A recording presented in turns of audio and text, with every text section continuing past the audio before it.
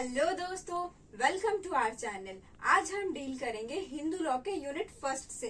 तो हिंदू लॉ के unit first में हम सबसे पहले जानेंगे कि लॉ क्या है। According to Salmond, law is a command of sovereign which is marked by sanction. Sanction means punishment.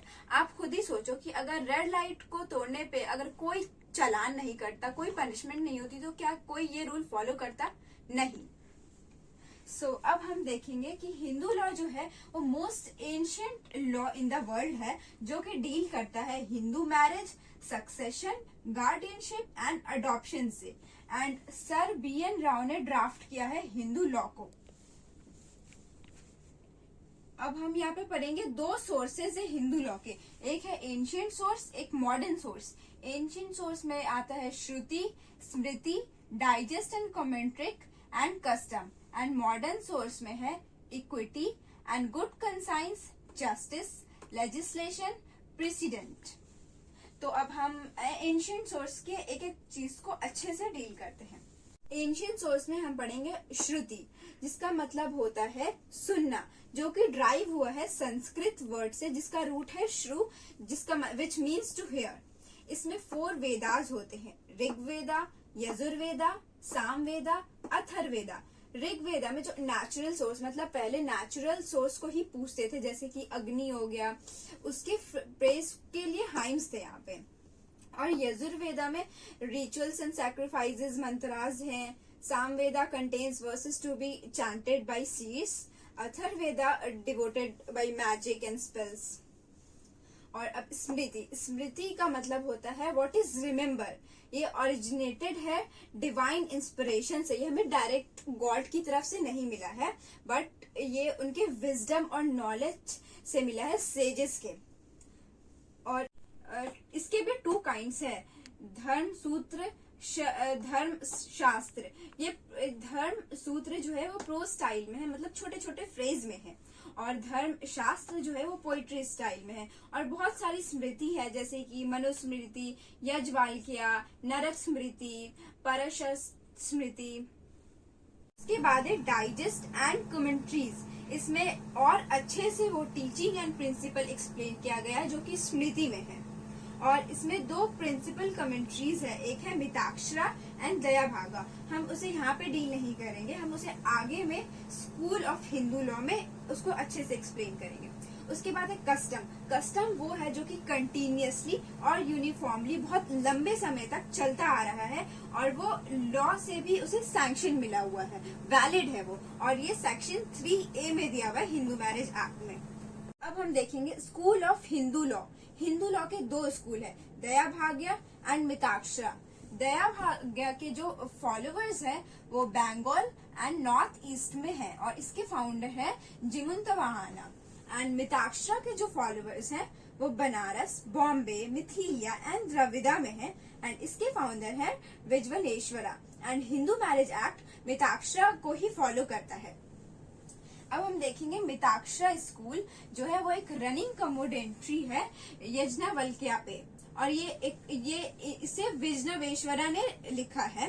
और it prevail in whole of India except Bengal and north east. सिर्फ बंगाल एंड नॉर्थ ईस्ट इसमें नहीं है, बाकी सब है इसमें। एंड अब फीचर्स देख लेंगे मिताक्षरा स्कूल के।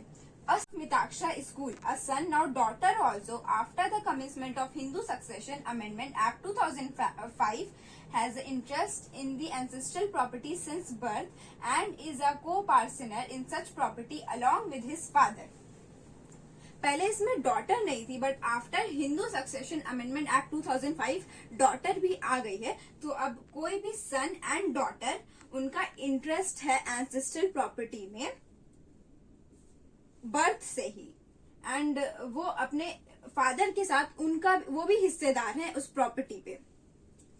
And father has restricted power of alienation of the joint family property, and the son and daughter can claim partition at any time. जैसे कि बहुत सारे फादर्स ऐसे बोल देते हैं कि तुम्हें बेदखल किया प्रॉपर्टी से, तो वो अलाउड नहीं है। कोई भी उसे निकाल नहीं सकता एंसेस्ट्रल प्रॉपर्टी से, वो कभी भी क्लेम कर सकते हैं अपने एंसेस्ट्रल प्रॉपर्टी के लिए। Member of the Mitaksha co-parcener can't dispose of their share while the co-parcener is divided.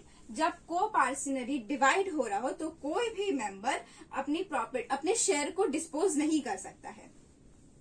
The principle of inheritance under the Mitaksharal law consanguinity जो बेस्ड है वो ब्लड रिलेशन पे बेस्ड होती है.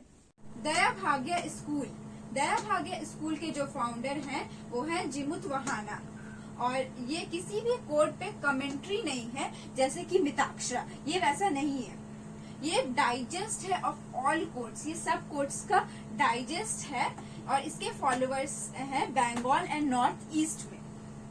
अब इसके features. The son has no interest in his father's property by reason arises by the death of last owner. अगर last owner मर गया हो तो उस वजह से सन को अपने फादर की प्रॉपर्टी नहीं मिलेगी, सिर्फ इस रीजन से कि लास्ट ओनर मर गया है. Father has absolute power of alienation over all the property whether ancestral self equal.